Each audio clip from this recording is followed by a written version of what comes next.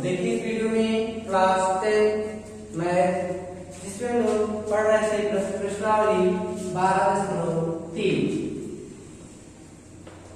प्रश्नावली 12.3 का हम प्रश्न 8 का एक भाग बता चुके थे। इसके दूसरा भाग भी आपको हल करना था।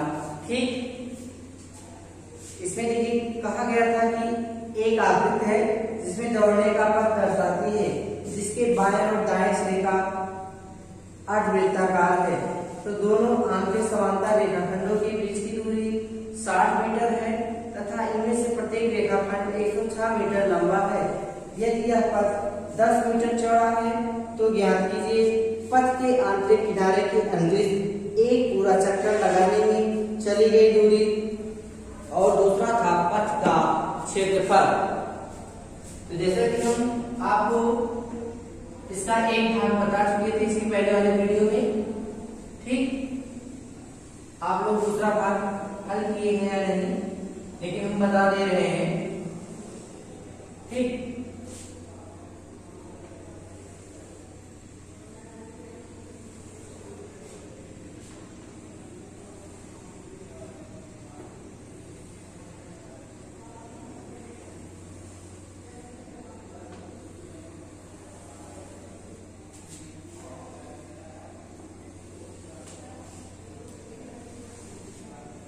ऐसे फिगर बना हुआ था A B C D E F G H ऐसे लिखा हुआ था। यहाँ पर बताया गया था इनकी आंतरिक रेखाओं के बीच की दूरी जो है 60 मीटर है। कितना है? 60 मीटर बताया गया है। ठीक, और इनके बीच की दूरी, इनकी चौड़ाई जो है 10 मीटर है। ठीक, यहाँ पर अर्धवृत्त इसको माना गया है, आंतरिक होगा ये बाह्य होगा। दोनों के लिए इसका केंद्र O है मान लेते हैं। इसी प्रकार यहाँ पर होगा, इसको माना गया था O डैश। ठीक, तो यहाँ पर देखिए यदि पूरी लंबाई, इसकी चौड़ाई 60 मीटर है और यहाँ से यहाँ तक देखा जाएगा तो इसकी चौड़ाई जो होगी 30 मीटर होगी। इसको कल हम बताए थे, ठीक, इसकी पहले वीडियो में। और यहाँ पर देखिए इसकी लंबाई जो दी गई है 106 मीटर है। 106 मीटर है, सभी दूरियां 106 मीटर रेखाखंड है। ठीक, तो इसका एक भाग आपको बता दिया गया है। दूसरा भाग हमें हल करना है कि इस पथ का क्षेत्रफल, पूरे पथ का क्षेत्रफल। और इसके पहले हम लोग क्या किए थे कि एक चक्कर लगाने में चली गई दूरी। अब यहाँ पर निकालते हैं दूसरा भाग, पथ का क्षेत्रफल। प्रश्न 8 का दूसरा भाग है पथ का क्षेत्रफल। तो कैसे क्या करते हैं? देखिए पथ का क्षेत्रफल, इसमें देखिए इस वृत्ताकार पथ का त्रिज्या देखते हैं। ठीक, वृत्ताकार पथ की त्रिज्या, आंतरिक त्रिज्या देख लेते हैं पहले। पथ कितना दिया है? देखिए रेखाखंडों के बीच की दूरी 60 मीटर है तथा इनमें से प्रत्येक रेखाखंड 106 मीटर लंबा है। यदि यह पथ 10 मीटर चौड़ा है तो ज्ञात कीजिए पथ का क्षेत्रफल। ठीक, तो निकालते हैं वृत्त के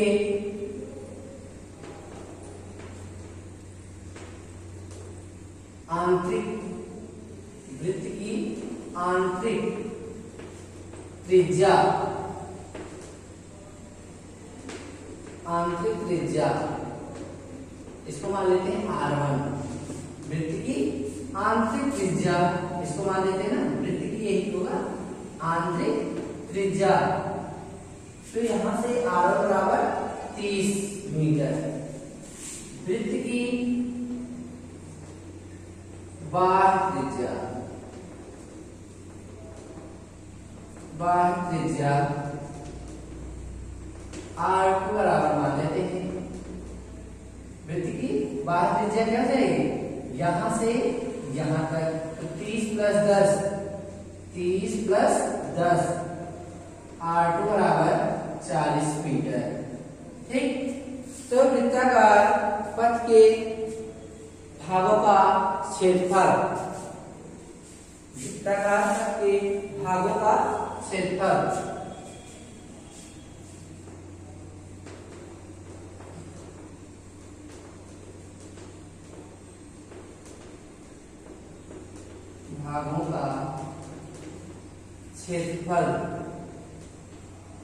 बराबर बाह्य वृत्त का क्षेत्रफल और आंतरिक वृत्त का क्षेत्रफल। क्या करते हैं, बाह्य वृत्त के क्षेत्रफल से आंतरिक वृत्त का क्षेत्रफल को घटा लेते हैं। ठीक, तो देखिए आंतरिक के लिए हम R1 माने थे और बाह्य के लिए R2, तो हम क्या करेंगे, बाह्य वृत्त के क्षेत्रफल से आंतरिक वृत्त के क्षेत्रफल को घटा देते हैं। जैसे A अर्धवृत्त और A अर्धवृत्त बना के एक आंतरिक वृत्त बनेगा और यहाँ पर एक अर्धवृत्त और A अर्धवृत्त मिला के एक बाह्य वृत्त बनेगा। ठीक, तो इस प्रकार से बनेगा ऐसे। ठीक, इन दोनों को मिला के एक वृत्त बना और इन दोनों को मिलाकर एक बाह्य वृत्त बना। ठीक, अब यहाँ पर इसका जब क्षेत्रफल निकालना होगा हमें इनके बीच का, तो हम क्या करेंगे, इस बाह्य वृत्त का क्षेत्रफल निकालकर आंतरिक वृत्त का क्षेत्रफल को घटा देते हैं। ठीक, इन दोनों को मिला के एक बाह्य वृत्त बना और इन दोनों को मिलाकर एक आंतरिक वृत्त बना। ठीक, अब हमें इस भाग का क्षेत्रफल निकालना है, तो हम बाह्य वृत्त का क्षेत्रफल निकालकर आंतरिक वृत्त का क्षेत्रफल घटा देते हैं। ठीक, यहाँ पर लिखेंगे वृत्ताकार पथ के भागों का क्षेत्रफल, बाह्य वृत्त का क्षेत्रफल, बाह्य वृत्त का क्षेत्रफल माइनस आंतरिक वृत्त का क्षेत्रफल। ठीक, तो आप समझ गए होंगे बाह्य कहां पर बन रहा है और आंतरिक कहां पर बन रहा है और उनके बीच का क्षेत्रफल। ठीक, इसलिए बाह्य वृत्त का क्षेत्रफल क्या होगा, पाई R2 square minus pi R1 square. R2 माना गया था बाह्य वृत्त की त्रिज्या, R1 माना गया था आंतरिक वृत्त की त्रिज्या। यहाँ पर देखिए पाई कॉमन हो जाएगा, R2 square minus R1 square. ठीक, इसके बाद पाई R2 का मान है 40 का वर्ग माइनस 30 का वर्ग। ठीक, यहाँ पर फार्मूला लगाते हैं a square minus b square का, एक में a प्लस b, एक में a माइनस b, तो पाई 40 प्लस 30 और 40 माइनस 30। ठीक, फिगर को मिटा देते हैं।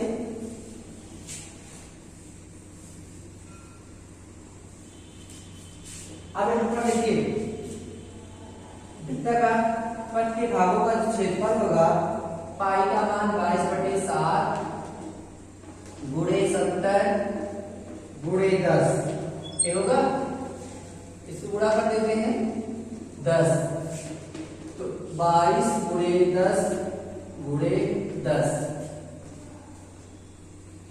तो वृत्ताकार पथ के भागों का क्षेत्रफल, वृत्ताकार पथ के भागों का क्षेत्रफल बराबर 2200 वर्ग मीटर। ठीक, मीटर में दिया गया है। फिर क्या निकालना है, पथ का क्षेत्रफल, मतलब पथ का कुल क्षेत्रफल। ठीक, अब लिखेंगे वृत्ताकार भागों को छोड़कर या वृत्ताकार पथ के अतिरिक्त, वृत्ताकार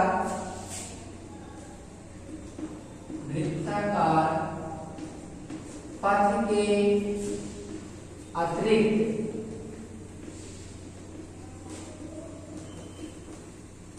अतिरिक्त भाग का क्षेत्रफल। ठीक, जैसा कि भी आपको बताया गया कि फिगर में ऐसे बना हुआ था फिगर, ठीक, ऐसे बना हुआ था, ठीक। इसमें कहा जा रहा है वृत्ताकार पथ के अतिरिक्त, तो ए वृत्त के का भाग को हम निकाल देते हैं और यहाँ पर एक आयत बनता है, ठीक, यहाँ पर भी एक आयत बनता है, ठीक। और यहाँ पर देखिए इसका क्षेत्रफल निकालना है और इसका क्षेत्रफल निकालना है, ठीक। तो वृत्ताकार पथ के अतिरिक्त भागों का क्षेत्रफल दो आयत बन रहा है, इसलिए यहाँ पर लंबाई गुणे चौड़ाई निकालेंगे और गुणे 2 कर देंगे, ठीक। तो वृत्ताकार पथ के अतिरिक्त भागों का क्षेत्रफल होगा बराबर 2 गुणे लंबाई 106, चौड़ाई 10, ठीक। अब यहाँ पर मिलेगा आपको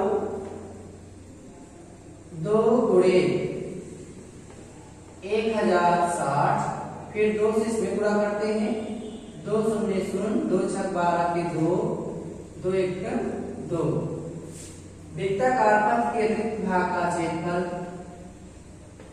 2120 मीटर, ठीक।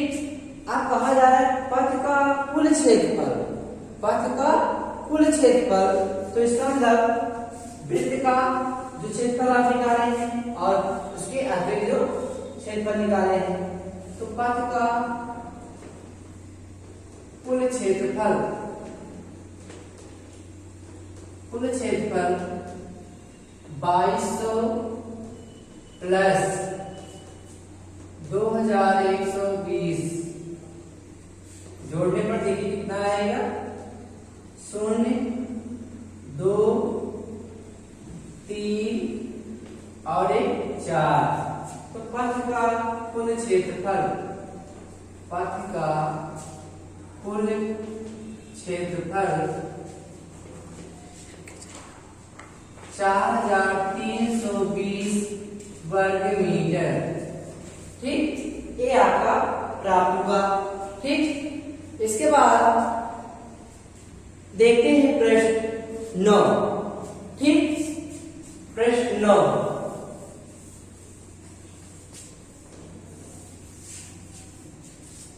प्रश्न 9 देखिए क्या है।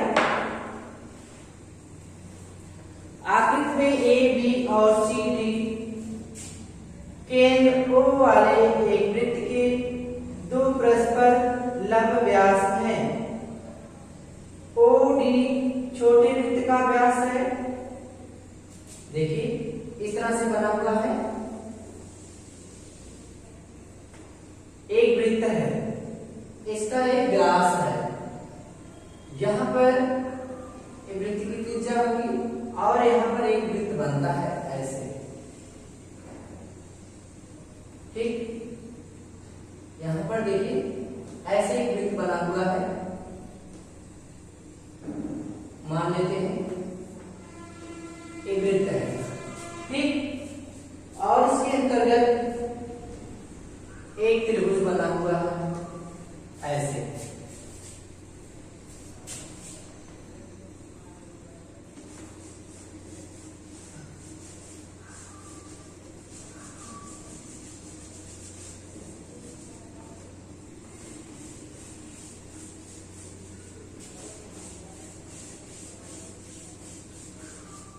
ठीक। ये आपका फिगर है।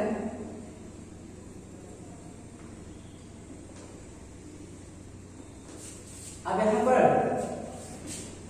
देखिए क्या मान दिया गया है, इसमें ए बी सी और ए डी है, तो यहाँ पर ओ है। आकृति में ए बी और सी डी केंद्र ओ वाले एक वृत्त के 2 परस्पर लंब व्यास हैं, देखिए 2 व्यास हैं, एक यहाँ पर ए बी है और एक सी डी है, 2 व्यास हैं जो एक दूसरे पर लंब हैं, तथा ओ डी छोटे वृत्त का व्यास है। ओ डी जो है एक छोटे वृत्त का व्यास है। यदि ओ ए बराबर 7 सेंटीमीटर है, यदि ओ ए बराबर 7 सेंटीमीटर, ठीक। तो छायांकित भाग का क्षेत्रफल ज्ञात कीजिए, छायांकित भाग का क्षेत्रफल ज्ञात कीजिए। अब यहाँ पर ओडी जो होगा वो वृत्त का व्यास है, छोटे वाले वृत्त का व्यास। ठीक, तो छोटे वाले वृत्त का जब व्यास है और ओडी का मान दिया गया है, ओ ए का मान दिया गया है, ओ ए का मान दिया गया है 7 सेंटीमीटर। ठीक, तो ए भी क्या होगा 7 सेंटीमीटर होगा। ठीक, ये बड़े वृत्त का त्रिज्या होगा, लेकिन छोटे वृत्त के लिए क्या होगा व्यास होगा। ठीक, इसलिए छोटे वृत्त में देखते हैं,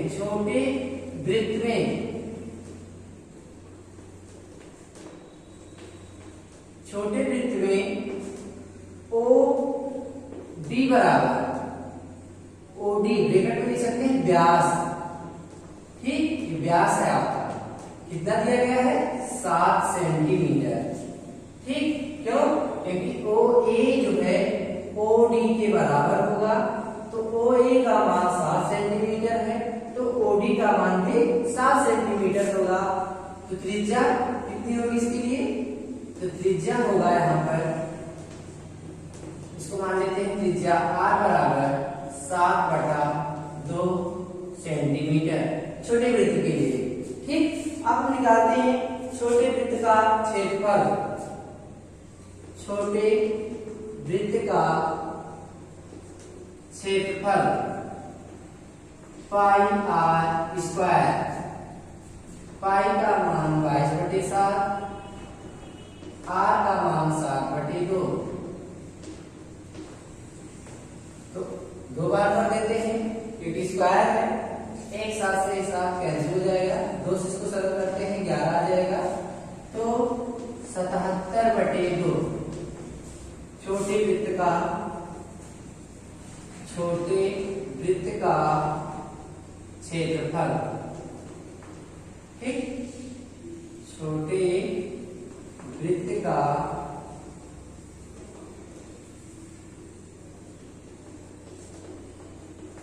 क्षेत्रफल ये आ गया। आगे कैसा है? छायांकित किया गया है। ठीक, अब इसके बाद निकालना है बड़े वृत्त का क्षेत्रफल, निकाल लेते हैं या त्रिभुज का क्षेत्रफल निकाल लेते हैं। ठीक, त्रिभुज का क्षेत्रफल जब निकालेंगे तो त्रिभुज का क्षेत्रफल बराबर होता है 1/2 आधार गुणे ऊंचाई, आधार गुणे ऊंचाई। ठीक, पहले त्रिभुज का ही निकाल लेते हैं। त्रिभुज ए बी सी का क्षेत्रफल 1/2 आधार गुणे ऊंचाई, तो 1/2 आधार इसमें ए बी, ऊंचाई हो जाएगा OC। ठीक, तो यहां पर देखिए ए बी जो है, अगर ओ ए 7 सेंटीमीटर है, ध्यान दो, यदि ओ ए 7 सेंटीमीटर है तो ओ बी कितना होगा 7 सेंटीमीटर, क्योंकि ओ बी जो होगा वो भी बड़े वृत्त की त्रिज्या होगी, तो ए 7 सेंटीमीटर इधर 7 सेंटीमीटर, तो ए बी का मान हो जाएगा 14 सेंटीमीटर। ठीक, 1/2 गुणे 14 गुणे OC का मान यहाँ पर कितना जाएगा 7 सेंटीमीटर। अगर ये 7 है इधर भी क्या होगा 7 सेंटीमीटर। ठीक, इसको काट सरल करते हैं, 2 7 14, तो आ गया आपका 77 वर्ग सेंटीमीटर। त्रिभुज ABC का क्षेत्रफल, त्रिभुज ABC का क्षेत्रफल। ठीक, त्रिभुज ABC का क्षेत्रफल निकाल लिए, छोटे वृत्त का क्षेत्रफल निकाल लिए, अब हम निकालते हैं बड़े वृत्त का क्षेत्रफल। ठीक, बड़े वृत्त का क्षेत्रफल, इधर इसको मिटा देते हैं।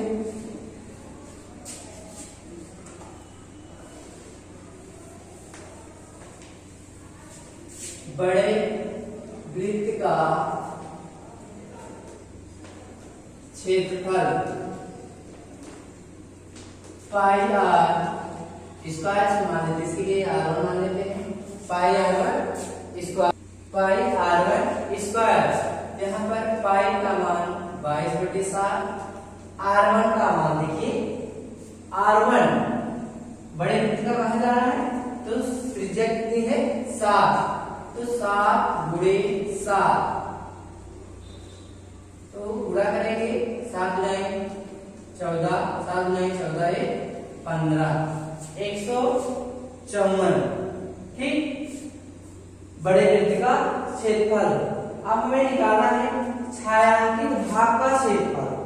तो छायांकित भाग का क्षेत्रफल, तो इसका क्षेत्रफल निकालेंगे। एक मिनट, बड़े वृत्त का क्षेत्रफल नहीं निकालना है, अर्धवृत्त का क्षेत्रफल निकालना है, क्योंकि इसमें जो छायांकित भाग है देखिए इस तरफ नहीं है, ठीक, एक अर्धवृत्त में ही बना हुआ है, इसलिए हम छायांकित भाग का जो क्षेत्रफल निकालना है तो हम बड़े वृत्त का क्षेत्रफल नहीं निकालकर इसमें सिर्फ अर्धवृत्त का क्षेत्रफल निकालते हैं। ठीक, अर्धवृत्त का क्षेत्रफल यहाँ लिखेंगे, अर्धवृत्त का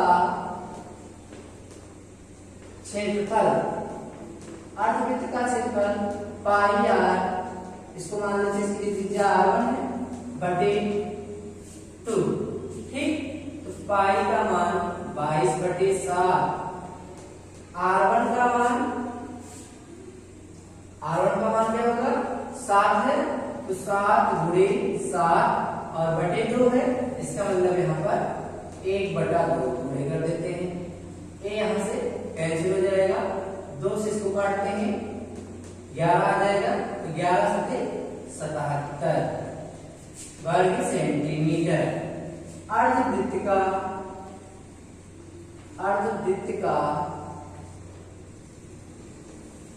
क्षेत्रफल। अब निकालते हैं छायांकित भाग का क्षेत्रफल बराबर छायांकित भाग का क्षेत्रफल बराबर छायांकित भाग का क्षेत्रफल छोटे वृत्त का क्षेत्रफल, छोटे वृत्त का क्षेत्रफल, और क्या होगा अर्धवृत्त का क्षेत्रफल जो निकाला गया है उसमें से त्रिभुज का क्षेत्रफल क्या करेंगे, घटा देते हैं, तो त्रिभुज का क्षेत्रफल आया है 77 और अर्धवृत्त का क्षेत्रफल, ठीक, अर्धवृत्त का क्षेत्रफल आया है 77।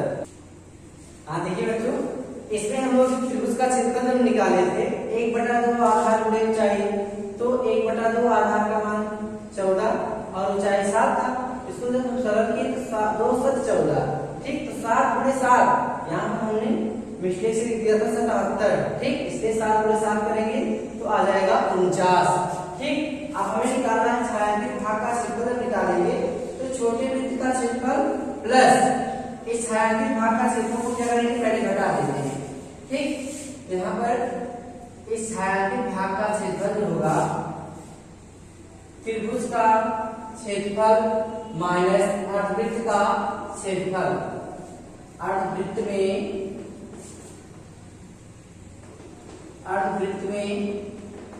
छायांकित भाग का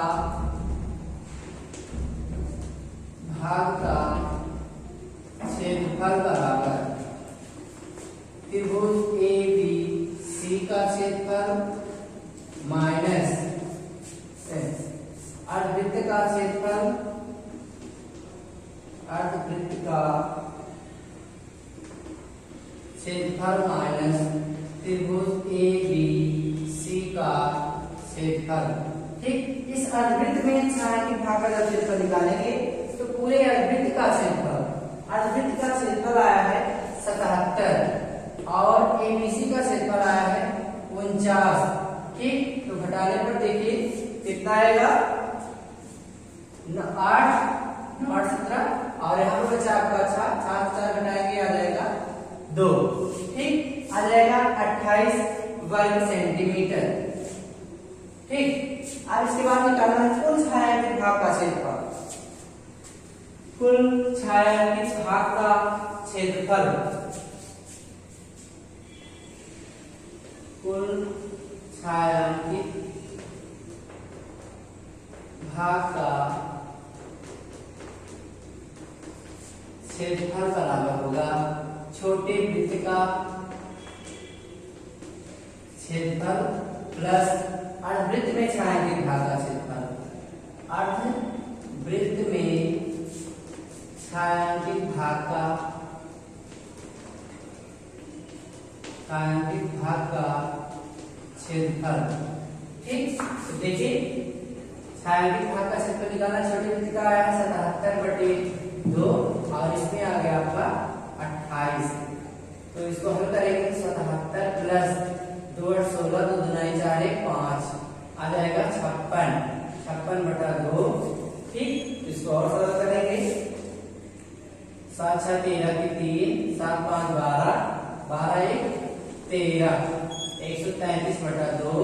इसको सरल करेंगे 2 6 12 एक बचा शेष, फिर 2 6 12 2 पंचे 10।